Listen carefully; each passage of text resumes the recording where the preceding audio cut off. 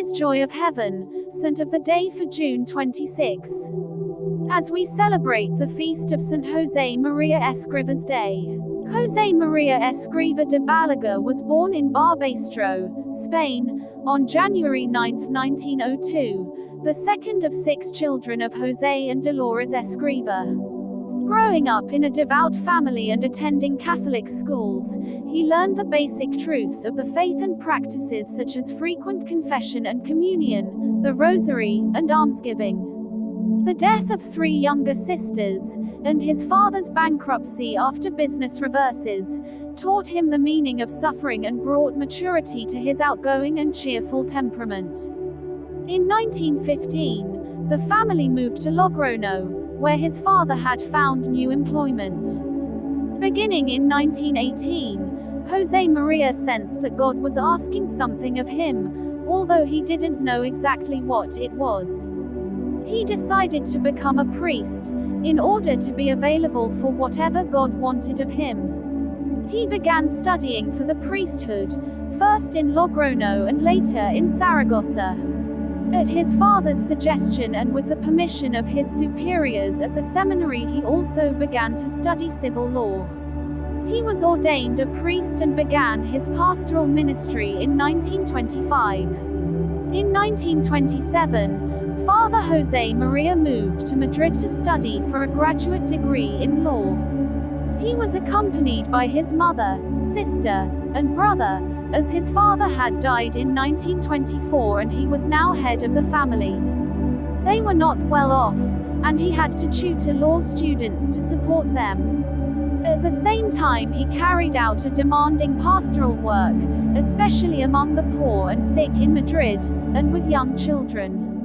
He also undertook an apostolate with manual workers, professional people and university students who, by coming into contact with the poor and sick to whom Father Jose Maria was ministering, learned the practical meaning of charity and the Christian responsibility to help out in the betterment of society. On October 2, 1928, while making a retreat in Madrid, God showed him his specific mission. He was to found Opus Dei, an institution within the Catholic Church dedicated to helping people in all walks of life to follow Christ, to seek holiness in the daily life and grow in love for God and their fellow men and women. From that moment on, he dedicated all his strength to fulfilling this mission, certain that God had raised up Opus Dei to serve the Church. In 1930, responding to a new illumination from God, he started Opus Dei's apostolic work with women, making clear that they had the same responsibility as men to serve society and the Church. The first edition of The Way, his most widely read work, was published in 1934 under the title Spiritual Considerations. Expanded and revised, it has gone through many editions since then. More than 4 million copies in many different languages are now in print. His other spiritual writings include Holy Rosary, The Way of the Cross, 2 collections of homilies, Christ is Passing By and Friends of God, and Furrow and the Forge, which like The Way are made up of short points for prayer and reflection. The development of Opus Dei began among the young people with whom Father Jose Maria had already been in contact before 1928. Its growth, however, was seriously impeded by the religious persecution inflicted on the Catholic Church during the Spanish Civil War, 1936–1939. The founder himself suffered severe hardships under this persecution, but, unlike many other priests, he came out of the war alive. After the war, he traveled throughout the country giving retreats to hundreds of priests at the request of their bishops. Meanwhile, Opus Dei spread from Madrid to several other Spanish cities, and as soon as World War II ended in 1945, began starting in other countries. This growth was not without pain. Though the work always had the approval of the local bishops, its then unfamiliar message of sanctity in the world met with some misunderstandings and suspicions which the founder bore with great patience and charity. While celebrating Mass in 1943, Father Josemaria received a new foundational grace to establish the priestly society of the Holy Cross, which made it possible for some of Opus Dei's lay faithful to be ordained as priests. The full incorporation of both lay faithful and priests in Opus Dei, which makes a seamless cooperation in the apostolic work possible, is an essential feature of the foundational charism of Opus Dei, affirmed by the Church in granting Opus Dei the canonical status of a personal prelature. In addition, the priestly society conducts activities, in full harmony with the bishops of the local churches, for the spiritual development of diocesan priests and seminarians. Diocesan priests can also be part of the priestly society, while at the same time remaining clergy of their own dioceses. Aware that God meant Opus Dei to be part of the mission of the Universal Church, the founder moved to Rome in 1946 so as to be close to the Holy See. By 1950 the work had received pontifical approvals affirming its main foundational features, spreading the message of holiness in daily life, service to the Pope, the Universal Church, and the particular churches.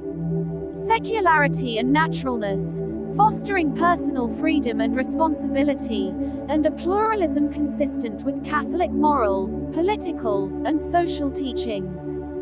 Beginning in 1948, full membership in Opus Dei was open to married people.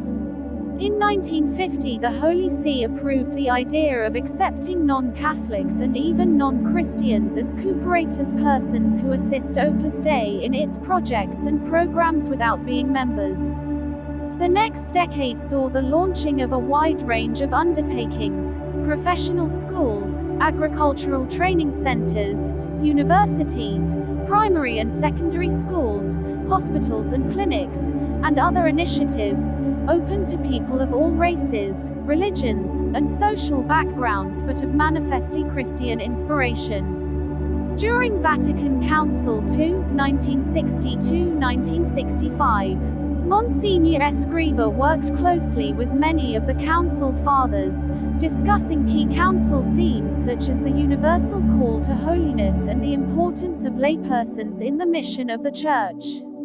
Deeply grateful for the Council's teachings, he did everything possible to implement them in the formative activities offered by Opus Dei throughout the world.